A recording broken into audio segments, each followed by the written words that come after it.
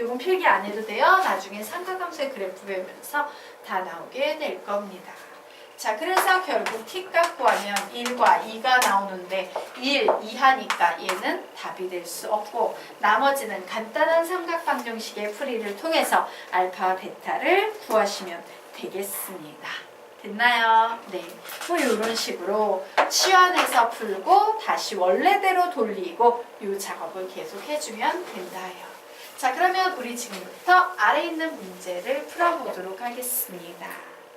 자, 아래 뭐가 나왔어요? 미지수 2개, 식 2개, 연립 방정식이 나왔습니다. 얘 어떻게 풀면 좋다? 딱 문제 보니까 어떻게 풀라고 온몸으로 얘기하고 있어? 치환이에요. 그래서 선생님이 3의 x제곱을 a로 3의 y제곱을 b로 치환해 보겠습니다. 그러면 이 문제는 어떤 식이 돼버려? a 플러스 b는 12 그리고 아래는 뭐가 돼? 불러. a, b는 27 이렇게 나와요. 갑자기 문제가 치환하는 순간 지수방정식에서요 1차, 2차 연립 방정식으로 바뀝니다. 자, 1차, 2차 연립방정식에는 세 가지 문제 유형이 있어요. 1차에서 한 문자를 소거해서 2차에 대입해서 푸는 아주 노멀한 유형이 있고요. 째려보면 그냥 답이 막 뚝뚝 떨어지는 직방이라고 선생님이 부르는 풀이가 있고요. 예, 직방과 비슷하게 생겼지만 그 숫자가 뚝뚝 떨어져 나오지 않기 때문에 얘를 두 분의 합, 얘를 두 분의 곱으로 해석해서 t에 관한 2차 방정식으로 풀어서 그 2차 방정식을 풀어야 되는 유형 이렇게 세 가지가 있는데 얘는 되게 쉬운 유형. 딱 째려보면 답이 나오는 유형이에요. 자, 합해서 12 곱해서 27이 나오는 두 개의 숫자는 3하고 9예요. 근데 누가 3이고 누가 9인지 알아 몰라? 모르지.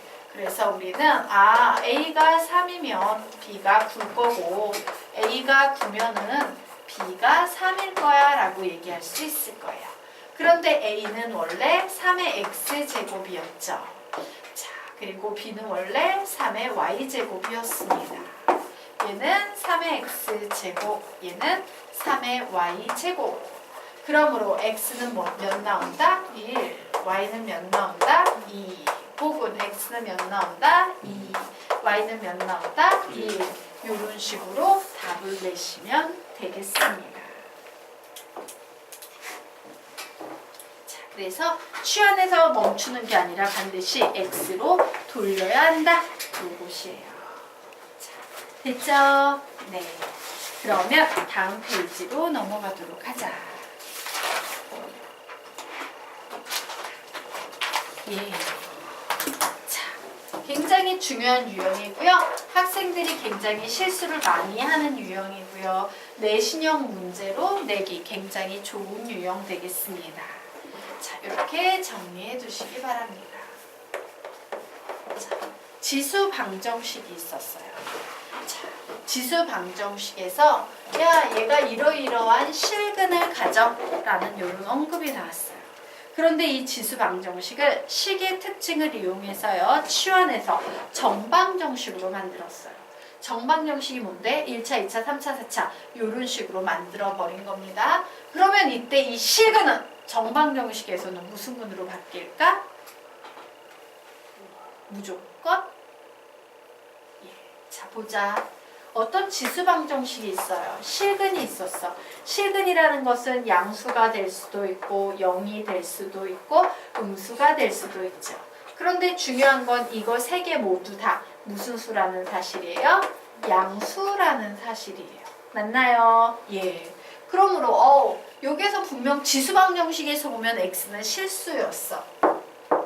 하지만 얘를 치환한 이 전체 덩어리를 놓고 보면 얘는 뭐가 된다? 양수가 돼버려요. 무엇으로 바뀐다? 양근으로 바뀐다. 이게 핵심입니다. 자, 그래서 지수방정식 문제에서요. 야, 서로 다른 두 식은 알파와 베타를 가져 라고 이제 출제자가 문제를 낸 거야.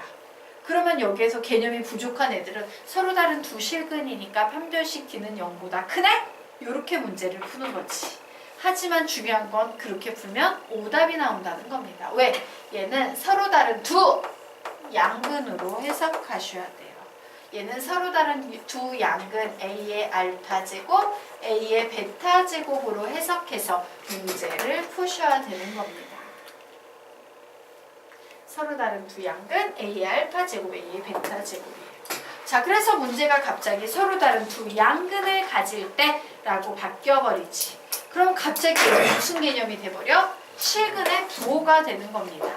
자, 실근의 부호는 항상 세 가지 개념을 따집니다. 뭐뭐뭐, D하고 두근의, 합하고 두근의 고, 요거 세 개의 부호를 따지지. 그런데 모두 다 양근이야. 서로 다른, 판별식 D는 0보다 크네요. 자, 양근이야. 두근의 합은 0보다 크네요. 두근의 곱도 0보다 크다예요. 되겠습니까? 그래서 여기서 판별식 D는 0보다 크다. 두 군의 합은 0보다 크다. 두 군의 곱은 0보다 크다라고 이렇게 적어 놓으시기 바랍니다. 선생님이 여기에서 알파 플러스 베타나 알파 베타를 안 쓴 이유가 있어요. 이미 알파하고 베타가 사용이 돼 있기 때문에 중복돼서 사용할 수 없어서 이렇게 적었습니다. 자, 그래서 문제를 바꿔놓고 풀어야 된다. 자, 그러면 2번 보도록 할까요? 오직 하나의 실근 알파를 갖는다 라는 문제는 정방정식으로 바뀌었을 때 어떻게 바뀐다? 오직 하나의 양근 무엇을 갖는다? A의 알파 제곱을 갖는다로 바뀝니다. 자, 그럼 1, 2, 3에 뭐가 들어갈지 너희들이 채울 수 있겠다. 채워보기 바란다.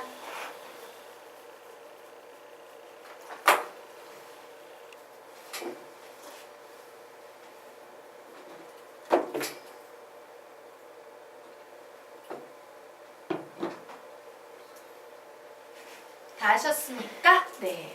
우선 오직 하나의 양근만 가는데 오직 하나의 양근. 결국 판별식 D는 몇 되겠습니까? 0 중근이니까. 자, 그리고 두근의 합을 구할 거예요. 자, 오직 하나의 양근은 중근이지. 중복되는 근이란 얘기야. 양근 더하기 양근은 양근. 두근의 곱도 뭐가 나오겠습니까? 0보다 크다 라고 나오게 될 거예요. 자, 됐죠? 자, 그 아래에 나와 있는 3번 보도록 하겠습니다.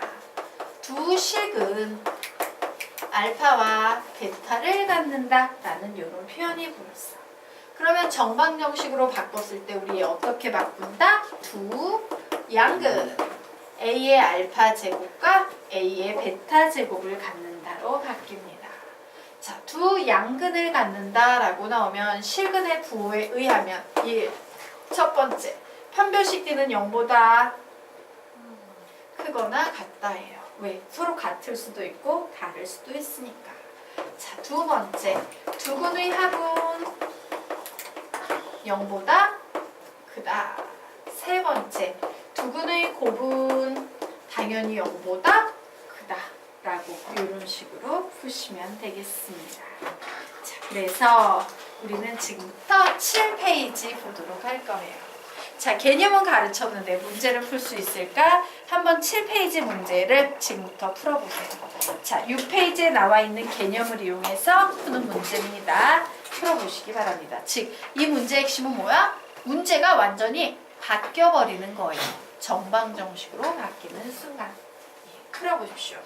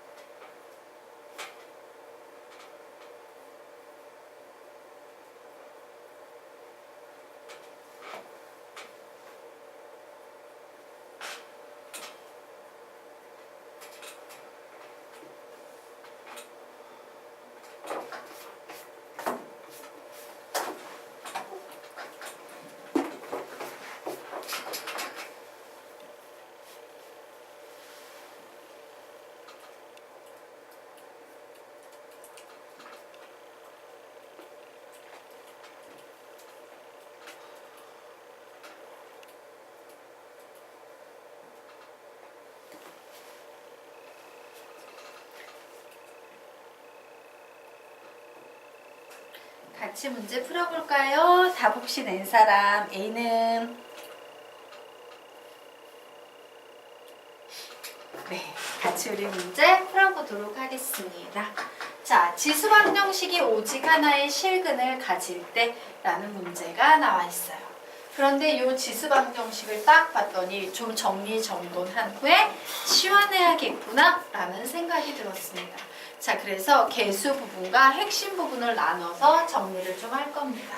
자, 우선 이 녀석은 개수 부분에 4의 a제곱이 들어가 있을 테고요. 예, 상황을 딱 보니까 미수를 뭐로 통일하면 좋겠어? 2로 통일하면 좋겠네요. 얘는 4의 a제곱 곱하기 2의 2x제곱이라고 바꿀 수 있다, 없다? 있다. 자, 옆에 있는 녀석 개수 부분은 뭐가 되겠습니까? 2의 4제곱이니까 16이 될 거예요. 16 곱하기 2의 x의 제곱 이렇게 될 겁니다. 자, 그리고 뭐 요 녀석은 그냥 뭐 2의 2a 플러스 2제곱은 0이야 라고 이렇게 쓸 수 있겠네요. 자, 그래서 이제 치환할 겁니다. 얘는 4의 a제곱 t의 제곱 마이너스 16t 플러스 2의 2a 플러스 2제곱은 0이라는 t에 관한 2차 방정식으로 치환이 됐어요. 그러면서 문제가 바뀌어버립니다 라고 했죠?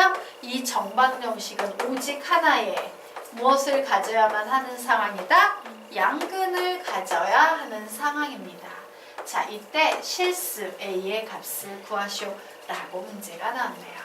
자, 오직 하나의 양근이래요. 첫 번째 판별식 t는 0이다.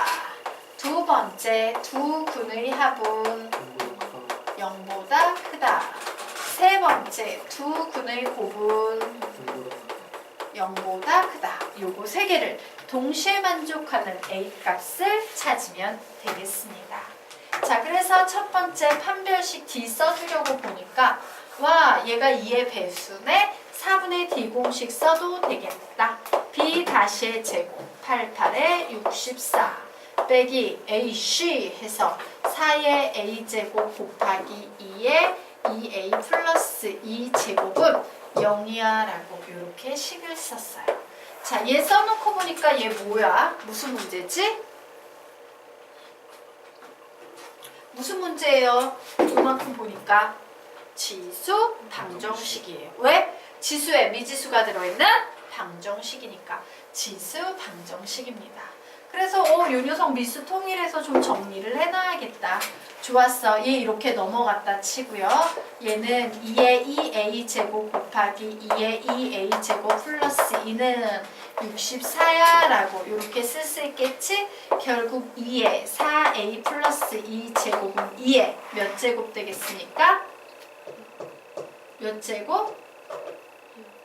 6제곱인가요? 88에 64. 예, 6제곱이네요. 결국 얘의 같으니까 4a 플러스 2는 6이라고 놓고 a 풀면 a 몇 나온다? 1 나온다 라고 하나 나왔습니다.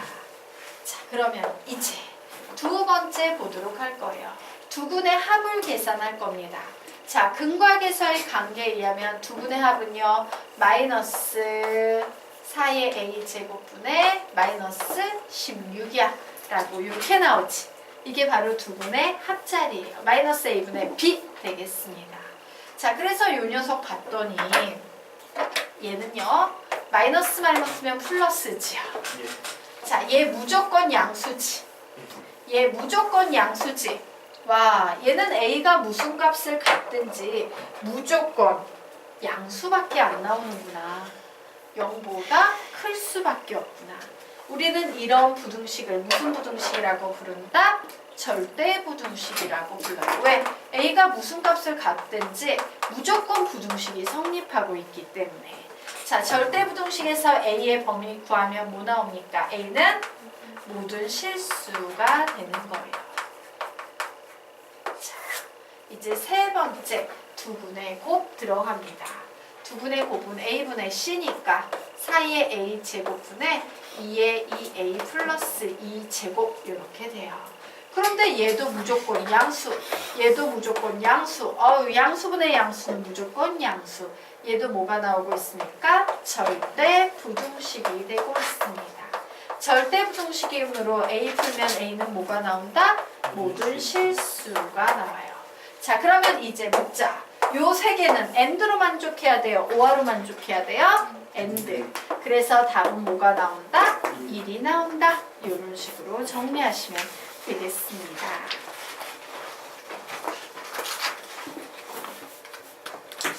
5분 쉬다 갈까요? 네, 5분 쉬다 가겠습니다.